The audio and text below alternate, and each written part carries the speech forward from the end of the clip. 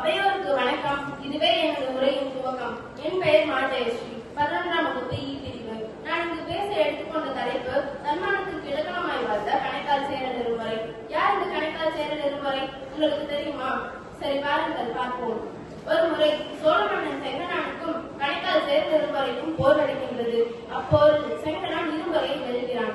அவன் சோழ தலைநகரில் உள்ள சிறைச்சாலையில் இருவரை அடைத்து வைக்கின்றான். சேரனை தனி ஒருவனாக வென்றுவிட்டதில் அவனுக்கு மிகுந்த மகிழ்ச்சி ஏற்படுகின்றது. மானத்துக்காக வாழ்வது, அதற்கு அடிமை வந்தால் தீர்வது என்னும் கொள்கையை உடையவன் இருவரை. அப்படி இருக்கிற சிறையில் இருக்கும் பொழுது அவனுக்கு தண்ணீர் தாகம் ஏற்படுகின்றது.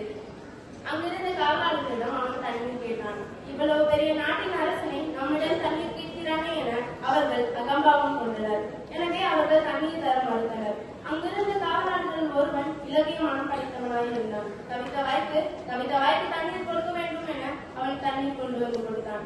இருப்பினும் இருவரை தண்ணீர் குடிக்க மறுத்தான். சாகும் நிலைமை வந்துவிடும் என்ற போதும் அவன் தண்ணீர் குடிக்கவில்லை. அந்த இருட்டு அறையில் இருவரின் நிக்கல் சத்தம் திடீரென இருந்தது. அந்த காவலாளர்கள் தீபந்தத்தை எடுத்து உள்ளே சென்று பார்த்தனர். அங்கு இருவரும் விரட்ட உடல் மட்டுமே இருந்தது. உயிரை விட மானம்தான் பெருசி என தன் உயிரை கொடுத்து நிரூபித்துள்ளார் கணைக்கால் சேரல் இருவரை. நாம் யாருக்கும் அடிமை இல்லை, யாரும் நமக்கு அடிமை இல்லை. நல்லது செய்தால் நமக்கு நல்ல பெயர் கிடைக்கும். அந்த பெயரும் நமக்கு தேவையில்லை என்ற சங்ககால மன்னர்களின் உரையை நாம் கேட்டிருப்போம். அந்த சங்ககால மன்னர்களில் ஒருவர் சேரன் கணைக்கால் இருவரை. அவரை பற்றி பார்ப்போம். நன்றி, வணக்கம். Kongunadu matric higher secondary school, Nallipalayam, Namakkal.